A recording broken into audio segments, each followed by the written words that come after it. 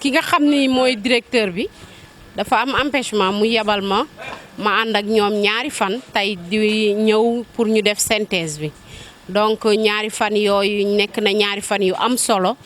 ñu dem ci point de collecte yi laaj ñi nga xam ni ñooy bay soble bi comme ni ko président waxee ñu laaj leen seeni jafe-jafe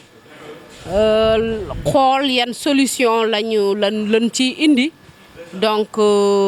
mu doon ñaari fan yu am solo daal. waaw gis nañ ni presque fi ñu dem yépp problème yi benn la problème yi dafa commencé ci depuis aménagement problème mu engrais bu doy bien vrai que état bi mi ngi subventionné engrais bi mais xam naa ni ñun ci rapport bi daañu bind pour ñu gën a yokk subvention bi mais bu état bi subventionné benn partie producteurs yi seen boppit war nañu organiser wu bay jënd engrais bu doy di ko def seen tool parce que bu ñu demee ba ni professionnalisation nit ki li muy def ci tool bi tamit war na ci génne ci poosam te loolu des fois gis nañ ni fi ñu dem yépp que ni problème financement mooy am nit ki mën na dem commencer ba ci biir dootul am lu mu jëndee engrais walla du am xaalis bu mu jëndee carburant donc moo tax financement filière bi war nekk lu am solo lu war a am filière bi war nañ leen dimbale financer leen ñu mën a xaar bay def itinéraire technique yi ni mu waree bàyyi seen produit ci tool bi temps bi mu koy laaj ba nga xam ni daañu am soble de qualité gis nañ ni tamit surga yi ci fin bi dañ leen di sonal parce que ñooñu dañuy bëgg ñibbi te ñoom duñu am xaalis buñ leen jox dañuy obligé di wanteer seen produit pour mën fay ñooñu donc loolu yëpp financement bis bu dikkee banque yi fi nekk di leen financer partenaires yi jàpp ci yaakaar naa problème yooyu yëpp dina mën a am saafara ci kàttanu. dañ def ñaari fan ci département Dagana ci ñaari délégation Lac de Guiers ak délégation Dagana doon xool nag jafe-jafe yi nga xamante ni moo am ci mbayum. waaw bi ñuy saytoo ñu ngi commencé Richard Toll ba gars yi suñu premier jour def bokkal def mbaan retourné waat suñu deuxième jour ñu commencé jama jusqu'à Kër Momar Sarr wax dëgg yàlla bi ñu demee fu ñu ci mën a dem rek ci point de collecte yi rek dañu bàyyi producteurs yi ñoom seen bopp ñu waxal seen bopp jafe-jafe yi ñuy dund ci production ak jafe-jafe yi nga xamante ni moom la ñuy dund ci commercialisation donc yëpp cité nañ ko wax ko ñu nangu ko tey nag moo doon réunion bi nga xamante ni acteurs yëpp dañu dajawaat ñu def réunion synthèse ànd ak ki fi représenté ministère de l'agriculture ànd ak SAED ak suñu partenaire bu ñuy wax Nafoore. waaw recommandation yi moom mooy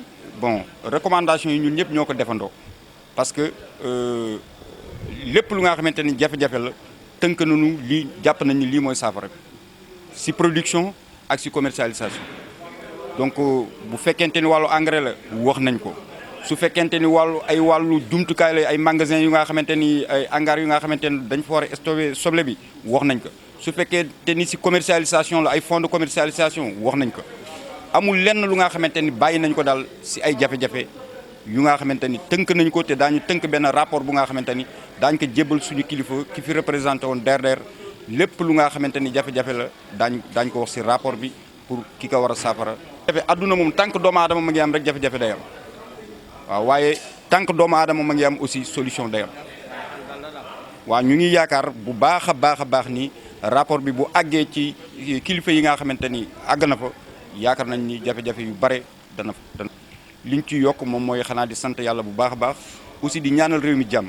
di ñaanal son excellence Macky Sall président de la république yàlla defal ko jàmm parce que bu amee jàmm rek si la Sénégal si la jàmm di gën a sax kon nag ak ñi mu fi teg ñëpp di gërëm SAED aussi di gërëm DRDR di gërëm Nafoore di gërëm aussi producteurs yi nga xamante ni ñoo jóge si l'ensemble département Dagana ñëw teewe tey jii nii synthèse bi vraiment amuñu seen fay ñaan yàlla li ñu fi liggéey yàlla na ko yàlla barkeel. yàlla dafa dogal nag dafa am benn kuréel bu tudd IPOS section Dagana mu lëkkale délégation Dagana ak délégation di Lac ñaari fan yi yëpp ñu ngi dem ci àll bi di dem ci point de collecte yi pour xool vraiment commercialisation oignon bi. Donc ñaari fan yi ñi ngi def département Dagana yëpp lañ doon def il y a presque plus de 15 points de collecte yoo xam ne ni moo am ci département bi fu ci nekk dem nañ fa fekk fa producteurs yi fekk fa baykat yi waxtaan ak ñoom saafonteeg ñoom xool yan jafe-jafe la ñuy dund. contrainte bi ci njëkk wax nañu contrainte commercialisation parce que nee nañu dañuy bay ba pare soble bi nekk fii ci seen magasin yi wala nekk ci seen point de collecte yi mais jaay bi day am jafe-jafe te loolu lépp SAED mi ngi ciy liggéey vraiment ak IPOS di ci liggéey ak ministère du commerce di ci liggéey ak ministère de l'agriculture pour vraiment jéem a fexe lëkkale commerçant yi ak jëndkat yi pour fexe ba ñu mën a jaay soble bi jaayin bu am solo daaw sax DER accompagné woon na baykatu soble yi génne woon 500 millions LBA génne 500 millions muy 1 milliard ñu choisir 14 commerçants au niveau national nee leen dem leen ci vallée bi ngeen jënd soble def naa loolu bi ñu ko defee daaw vraiment am na lu bari lu mu fi indi mais ren aussi gis nañ ni loolu amagul mais ñi ngi am yaakaar ne vraiment commerçant yi dinañ ñëw pour jënd ci soble bi boo xoolee aussi au début ñi ngi commencé récolte 1er février 1er février saako bi mi ngi daan génne presque ay 13000 mais léegi boo xoolee ni saak bi mi ngi ci 8000 donc ce qui veut dire que am na sax ñoo xam ne ni boo demee ñi ngi jaay saak 4500 ba 5000 donc mu nekk loo xam ne ni vraiment métti na baykat yi ci ni ñuy bazarder seen production moo tax ñi ngi ñaan état bi vraiment ñu taxawaat góorgóorluwaat def ay plateforme yoo xam ne ni soble bi dinañ ko mën a bay ci bayin bu am solo mais aussi ñu mën ko conserver ba nga xam ne dinañ ko mën a jaay ci jafe-jafe yi aussi gis nañu wàllu engrais parce que ku wax mbay rek di nga wax engrais en tout cas li président IPOS wax mu ni li ñu béy ci vallée bi yëpp boo xoolee rek li ñu leen jox ci engrais ci département Dagana mi ngi toll ci 100 tonnes 10-10-20 ak 40 tonnes urée xam nga loolu vraiment ça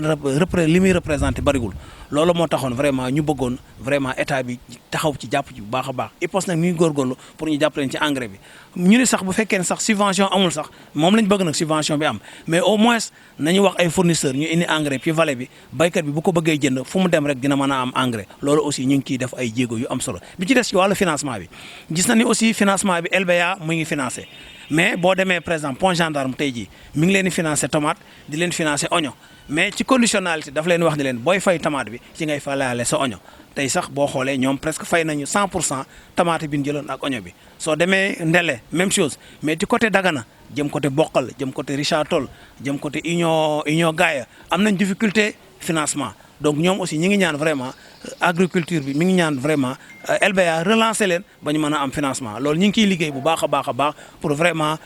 jàppale leen ba ñuy mën a am ay financement ci wàllu boobu. wax nañ aussi ci problème aménagement mais surtout aménagement ñu ngi ko sentir ci côté lac de Guiers bi c'est vrai li may wax nag délégation Dagana mais côté lac bi ñu demee foofu ñoom wax nañu vraiment ñoom aussi am nañ ay jafe-jafe ci aménagement yi bëgg nañ ko leen jàppale waat ci aménagement bi bëgg nañ ko leen jàppale waat ci gestion de l'eau bi ci curage des canaux bëgg nañ aussi ku leen jàppale waat ci